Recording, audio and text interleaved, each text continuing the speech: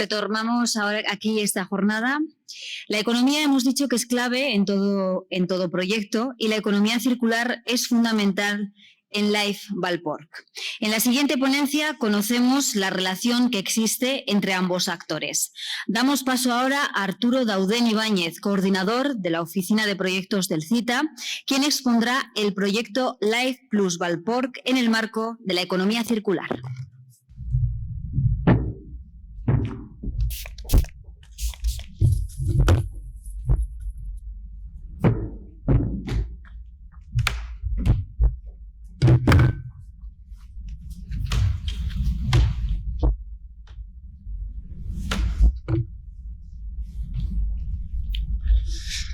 Buenos días. Gracias a todos los socios del proyecto por haberme invitado a dar esta pequeña charla, presentación, que en una primera fase pues hemos estado compartiendo el desarrollo de este proyecto. Y bueno, yo lo que voy a hacer es hablar un poco en el marco global de lo que sería cómo encuadrar este tipo de proyectos en la situación o en el marco normativo, legislativo o tendencias actuales, ¿no? Y últimamente estamos oyendo mucho la terminología de economía circular. Estamos acostumbrados o estábamos ya muy acostumbrados a oír hablar de reciclaje, de reutilización de piezas, de cómo un vehículo se puede o se debe reciclar, cómo se debe fabricar componentes que se deben reciclar.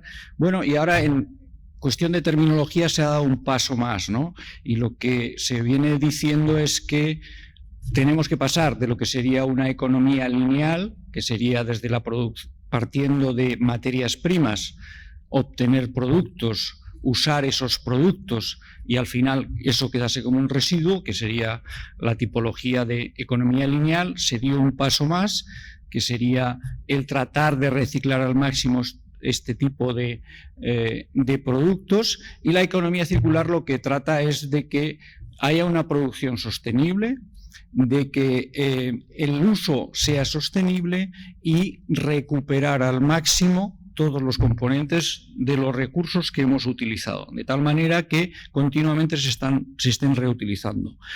Al final sería, y decirlo de forma resumida, es que en cualquier sistema de producción pues no haya residuos para poder mantener los recursos. Pasar del término residuos a conservación de los recursos. ¿Por qué? Porque si no, pues estamos viendo los efectos medioambientales no solo del CO2, sino de la degeneración de muchos tipos de residuos, algunos tóxicos, otros que son de difícil almacenamiento, o bien otros recursos, por ejemplo, uno del que vamos a hablar hoy es que son recursos no renovables, que la cantidad que disponemos en la Tierra es determinada y muy concreta. Por ejemplo, es el fósforo, ¿no? Es un recurso no renovable y, por tanto, la economía circular lo que nos hace es invitar, y probablemente lo que acabará haciendo será forzarnos a la reutilización de los recursos naturales. Lo más simple es, en el caso que nos ocupa a nosotros, pues las plantas tienen la capacidad de fijación de CO2, a partir de las plantas pues se produce el alimento para la alimentación animal, y de ahí tanto el consumo animal como el consumo humano, ¿no? Al final de esos productos que sirven para la alimentación se generan unos subproductos, y aquí es donde viene, pues, o donde encuadramos el proyecto, que es la valorización de esos subproductos, ya sea para producir una fuente de energía o bien para reutilizar los componentes que ya tiene o los nutrientes.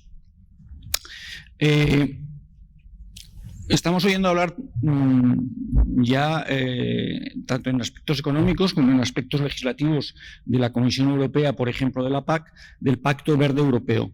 ¿El Pacto Verde Europeo qué es? Pues es una estrategia que ha marcado la Comisión Europea de hacia dónde se entiende que en los próximos años, próximas décadas, incluso se han marcado ya objetivos claros para 2050, pues la estrategia a nivel de Europa pues tiene que ir encaminada hacia una economía circular, ¿no? Entonces ya se han dado pasos.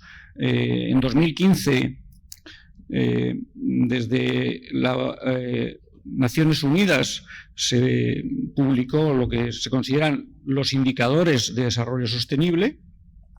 Después, en Europa se elaboró la estrategia de bioeconomía. En 2019 se elaboró lo que es el Pacto Verde Europeo, o el Green Deal, y es el que está marcando en estos momentos la estrategia que está marcando, por ejemplo, pues las pautas que van a condicionar la nueva PAC, las exigencias que va a tener la nueva PAC.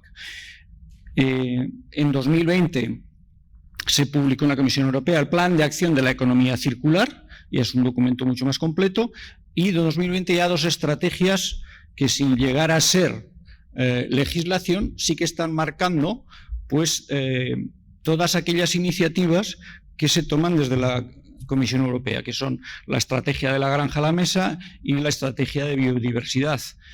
Claro, esto nos puede parecer que es simplemente o normativas o declaraciones de intenciones, pero esto ya se está traduciendo a hechos reales. Por ejemplo, pues como he comentado antes, la PAC va a venir condicionada, va a venir matizada por este tipo de estrategias, o ahora que estamos oyendo hablar tanto de los 140.000 millones que van a venir a raíz de la pandemia del COVID, como para ayuda al desarrollo o recuperación de la economía, pues bueno, hasta probablemente pues esos fondos vengan marcados por indicadores que tienen que ver con esta estrategia. Por lo tanto, la incidencia en el día a día ya es real. Traducido a la situación nuestra en España, pues se ha elaborado una estrategia de economía circular, también una declaración de intenciones, que tiene que ver con el proyecto en que se ha comentado hoy, pues sobre todo con la recuperación de residuos orgánicos o de subproductos orgánicos y de obtener un valor añadido de esos productos orgánicos. En Aragón, pues en Aragón también tenemos una estrategia de economía circular y, entre otras cosas, que dice, pues lo que pretende es crear ese marco político, económico, social, que permita una transición hacia una economía innovadora circular, eficiente en el uso de los recursos, generadora de empleo y vertebradora del territorio. Esto suena a palabras bonitas, pero realmente con el paso del tiempo lo que iremos viendo, porque ya se está viendo en algunos casos, es que todo aquello que tiene que ver con el desarrollo de normativa, con los programas, con los planes, pues tiene estos indicadores. Por lo tanto, puede tardar más o menos a afectarnos, pero es un hecho real ya. Aquí simplemente comentaos a nivel de ganadería un documento que está marcando en estos momentos tendencia, que es un documento de la Comisión Europea que habla de cuál es el futuro sostenible de la ganadería o hacia dónde debe ir la ganadería para que tenga un futuro sostenible. Está elaborado por investigadores muy prestigiosos en 2020, concretamente de uno del centro de investigación más relevante de Francia, el INRAE, y otro de Inglaterra, y lo ha adoptado la Comisión Europea como un documento de referencia, ¿no? Pues bueno, en este documento, aquí lo he aumentado un poquito, lo que dice es que la sostenibilidad de la ganadería pues va a venir marcada, por un lado, o tiene que ir encaminada a incrementar la eficiencia de los recursos, a obtener proteínas de nuevas fuentes derivadas incluso de biomasas residuales,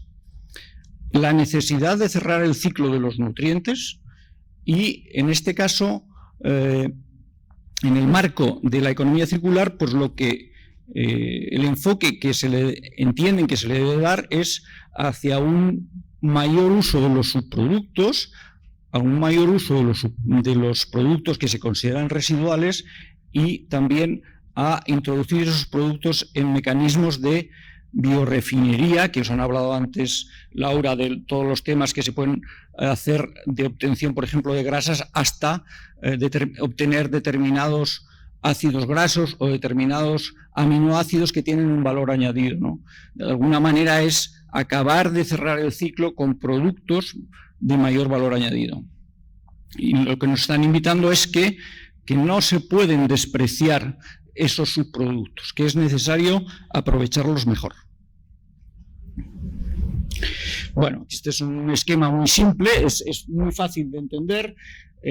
Al fin y al cabo, pues todo lo que es la producción de alimentos, desde tipología de alimentación vegetal, que es la que determina la alimentación animal, y el consumo humano, pues al final lo que se nos está diciendo es que los flujos de materia orgánica hay que aprovecharlos y reutilizarlos, porque tienen un efecto determinante, pues, en las emisiones de gases de efecto invernadero, en el uso de recursos limitados, como decía antes, del fósforo, o en el uso que puede tener elementos nutritivos como el nitrógeno, el potasio, etcétera, que si no los utilizamos bien, al final lo que generan es un efecto medioambiental negativo. Dando un paso de vuelta más, una vuelta de tuerca más, a nivel europeo también se ha establecido la estrategia de bioeconomía. Otro término que se está poniendo de moda, pero que también está marcando una tendencia, ¿no?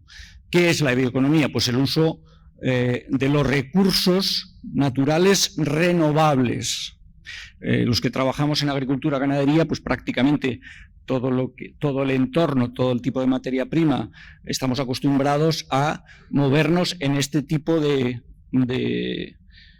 sistema, en este tipo de ecosistema, ¿no? Que son recursos naturales renovables. Y a la vez en su conversión, tanto en productos como en bioenergía. Todo eso es la bioeconomía. A mí me gusta mucho esta definición.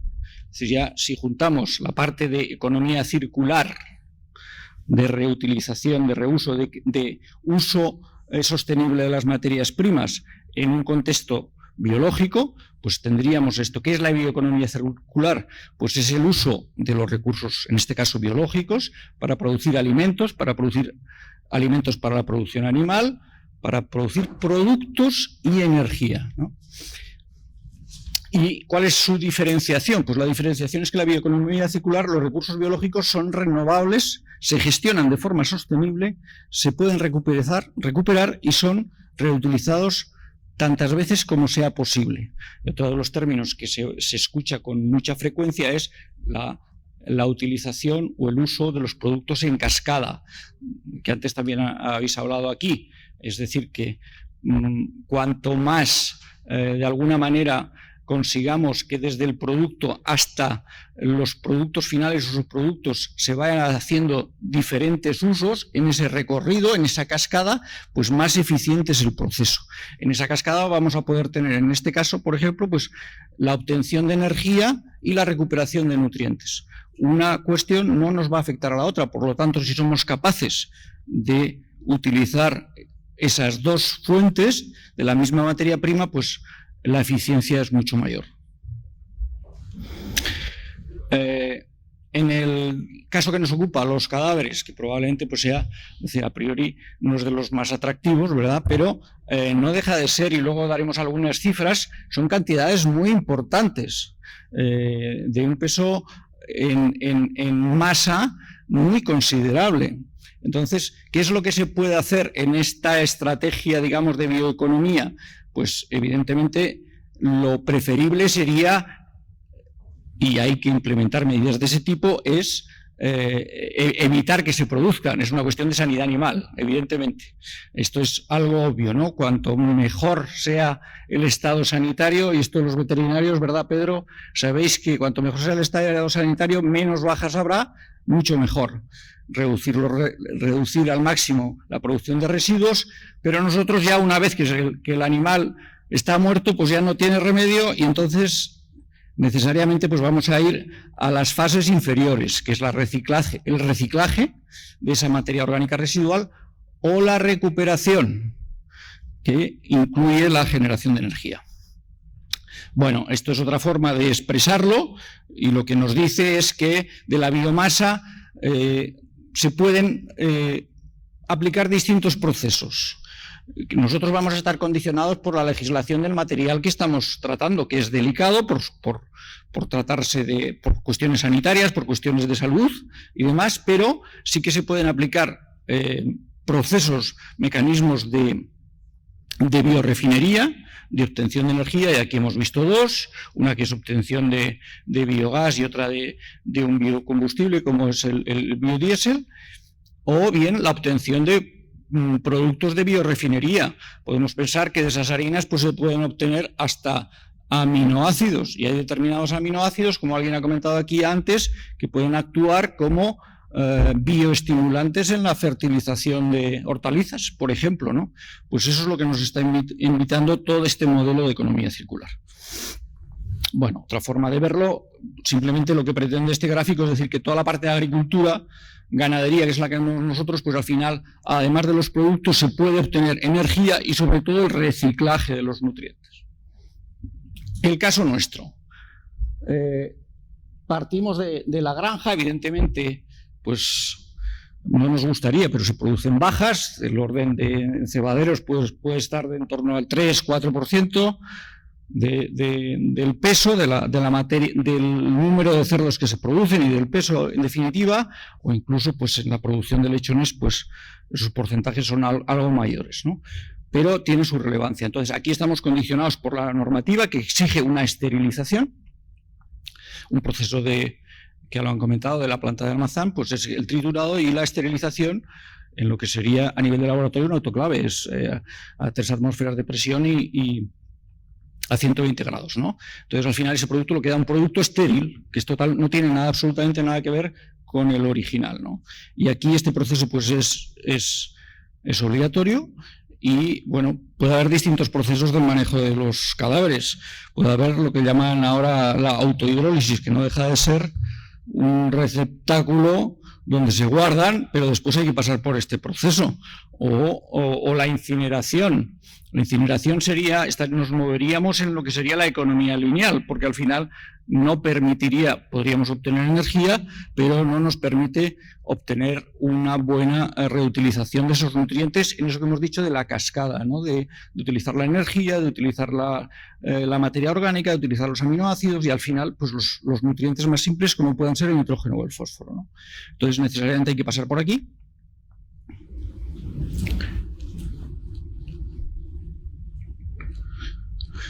Y como ya os he comentado, pues Antonio os ha comentado antes que el primer proceso después de la obtención de esta esterilización, afortunadamente ya no tenemos un cadáver, ya no nos movemos con algo que es, pues no es agradable trabajar con los cadáveres, pero ya tenemos un producto que es una pasta que ya está esterilizada. A partir de ahí obtenemos 3 productos que ya os he comentado: grasas,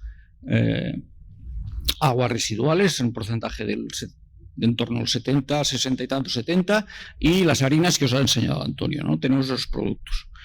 A partir de ahí, parte de lo que está tratando en el proyecto se lleva por un proceso, volvemos otra vez al efecto cascada, de utilización de todo el potencial de la energía que tienen las harinas, pasando por ese proceso de un tratamiento de ultrasonidos, permite que se obtenga más energía, o se obtenga energía de forma más rápida, por tanto es un proceso más eficiente, ¿no? Y al final obtenemos el biogás, que ya es una energía renovable. El proceso de esterilización, claro, esterilización, creo que son 20 minutos, ¿no, Antonio? 20 minutos con vapor a 3 atmósferas de presión supone un consumo energético altísimo. Pues bueno, eso necesita calentar agua para producir vapor. Normalmente esto se hace con gas natural. Si nosotros somos capaces, y de hecho allí en la planta de Almazán así lo tienen, es utilizar el gas metano que se ha producido en ese proceso a partir de las harinas, pues estamos utilizando una energía renovable, porque procede en definitiva del CO2 que han captado las plantas, que al final ha pasado al pienso y que el animal lo ha convertido en proteína, en músculo, en huesos, y que pues desgraciadamente tenemos algún cadáver. Por tanto, ya hemos producido bioenergía. La digestión anaerobia, que es lo bueno que tiene desde el punto de vista otra vez de ese ciclo, pues que nos permite obtener energía y no perdemos los nutrientes, seguimos teniendo los mismos nutrientes. Desde el punto del manejo, si lo pensásemos solo en superficie agrícola, alguien puede pensar que es un problema, pero desde el punto de vista de conservación de los nutrientes, pues es muy bueno, porque seguimos conservando el mismo nitrógeno, el mismo fósforo, todos los elementos se siguen conservando, excepto una parte del carbono que se ha transformado en gas, en energía, ¿no? Pues bueno, ese producto final, ese digestato, bien utilizado, pues es un buen fertilizante, es mejor fertilizante que los purines, más mineralizado, no huele, está más esterilizado, tiene una serie de ventajas. A ver si ahora no me deja. Vale. Por tanto, el segundo uso, estaríamos ya en eso que hemos hablado, otra de las vías, que es el reciclaje de nutrientes, fertilizante, obtención de cereales, obtención de pienso, y pues ya tenemos el ciclo de los nutrientes en este sentido cerrado, ¿no? Volvemos, el otro producto que nos quedaba, las aguas residuales, ya os ha comentado Antonio, que van también al proceso de biogás para depurarlas, entre otras cuestiones, ¿no? Porque sigue quedando ahí parte de grasa, parte de harinas, etcétera, que eso acaba produciendo energía. Las grasas, pues aquí las grasas, como os ha comentado pues Laura, con procesos ya de biorefinería, de adición de enzimas, de tratamientos, una serie de pasos, pues ella os ha comentado cómo se pueden obtener distintos productos de mayor, menor calidad, etcétera, más o menos cantidades, ¿no? Se puede obtener desde ácidos grasos, etcétera. Y por otro proceso, que os ha comentado antes David, por un proceso de cavitación, lo que permite es que esas grasas, digamos de una calidad X que procede de cadáveres, por tanto podemos decir que no demasiado buena, pues bueno, al final por una serie de procesos tecnológicos como puede ser la cavitación, nos permiten que podamos obtener biodiesel. El biodiesel es un biocombustible, por tanto ya estamos en otro campo, la biorefinería y el biodiesel como biocombustible. El biocombustible, pues biodiesel, hay que asociarlo evidentemente a transporte, pero fijaos en este sector cuál es el consumo en transporte, empezando por ejemplo, los propios animales. Aquí estáis muy acostumbrados, si os salís por ahí fuera veréis qué cantidad de camiones circulan. Los propios tractores para la gestión del purín, el transporte de las materias primas, el transporte de los piensos, todos esos transportes, consumo de combustible, en este caso biocombustible.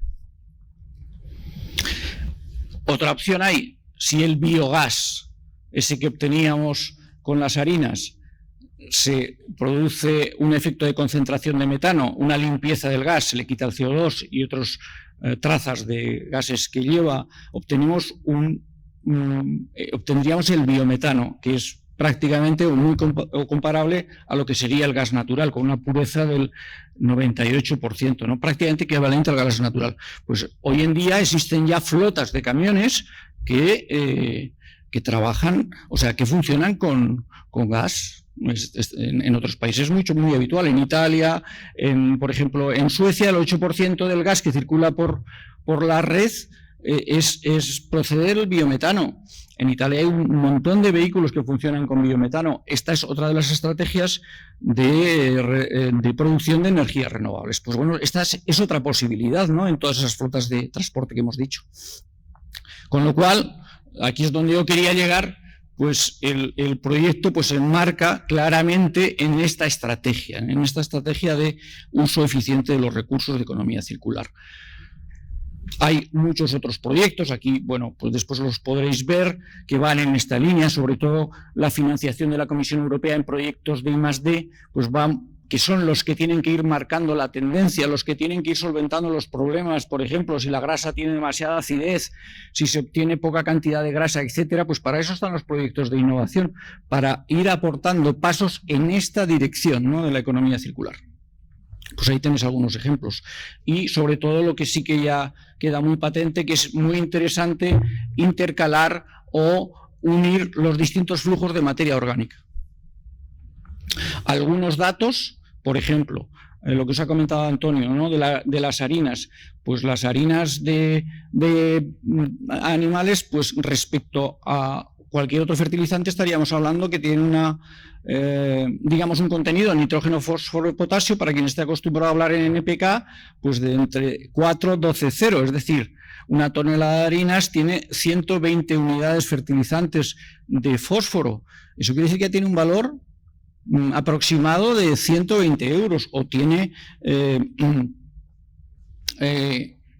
40, que serían 40 unidades de nitrógeno, que son otros 40 euros más. En fin, tiene un valor como fertilizante. Aquí es la composición, para que veáis que la composición nitrógeno, fósforo, potasio, especialmente nitrógeno y fósforo, el contenido es muy alto. El fósforo sobre todo se encuentra en los huesos. De hecho, todos podemos, o los que ya somos más veteranos, saber el valor que tienen las harinas cuando se utilizaban en alimentación animal. Y de ahí vino todo el problema, ¿no?, de la encefalopatía. Pero tenían un valor de que eran sustitutivos de la proteína.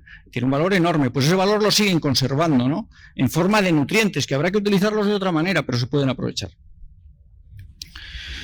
Aquí simplemente os he puesto una publicación, de decir, ¿nosotros somos los únicos que estamos trabajando en esto? No, no. Aquí esto es, por ejemplo, una publicación de una universidad china, más o menos con el mismo proceso, y lo que nos dice es que de una tonelada de cadáver de porcino, pues se puede obtener hasta 200 kilos de grasa, si trabajan de forma muy eficiente, claro, y aproximadamente unos 30 metros cúbicos de metano, de combustible, y 22, lo que serían 22 kilos de glicerina. El valor que le dan, el valor neto a esta parte de energía, es del orden del entorno, digamos, puede tener un rendimiento neto, hablan ellos de una casuística de 200 kilómetros de distancia a la planta de tratamiento, del orden de 50 euros tonelada, solamente el uso, el aprovechamiento en forma de biocombustible. Aragón, pues la producción porcina va muy bien. O sea, en estos momentos es la región de Europa con mayor producción porcina. Se deben estar produciendo al año del entorno de unos 14, 15 millones de cerdos al año por 100 kilos, pues son muchas toneladas de carne, ¿no? Si a esa producción le aplicamos un porcentaje de un 3 o 4%, pues son muchas toneladas, ¿no? ¿Dónde se concentran las granjas? Pues bueno, en la margen izquierda del Valle del Ebro, lo que es Cinco Villas, La Hoya de Huesca, Monegros y La Franja, ¿no? En estos radios de acción, haciendo un cálculo desde GEA, simplemente del punto de GEA, pues lo que vemos es que en un radio de 25 kilómetros, pues al final se producen del orden de 6.000 toneladas año de cadáver. 50, pues ya son 10.000.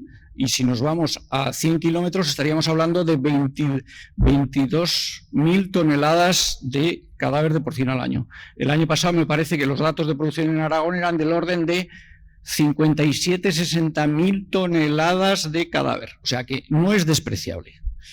Y simplemente ya para acabar, en todos estos procesos hay muchos factores que tienen importancia. El que tiene mayor peso específico son las distancias de transporte. Luego, claro, una infraestructura de este tipo de tratamiento requiere un volumen determinado, una cantidad de producción determinada para que sea viable, para que económicamente sea rentable, ¿no? Pero el factor de mayor incidencia es el transporte, la distancia al punto de tratamiento. Otros factores, por ejemplo, clave, la cantidad de grasa que seamos capaces de extraer. Lo rápido que seamos capaces de extraer. No es, por ejemplo, descabellado que los cadáveres se guarden en contenedores refrigerados. ¿Por qué? Porque inmediatamente que se muere un animal se empieza a autohidrolizar, autodescomponer. Pues si todo esto empieza a tener visos de viabilidad y se obtiene más cantidad de grasa y de mayor calidad, pues a lo mejor resulta que es interesante guardar los cadáveres refrigerados. De hecho, ya se está haciendo en algún sitio, por ejemplo en Inglaterra. Y otros factores, pues lo que han comentado antes Laura, pues la calidad de la grasa, de cómo se obtiene, el porcentaje de grasa que se obtiene y la calidad de cómo se obtiene, y si somos capaces de obtener otros productos de valor añadido. Y esto es todo. Que simplemente para concluir, que este es un claro ejemplo de lo que es la economía circular. Muchas gracias.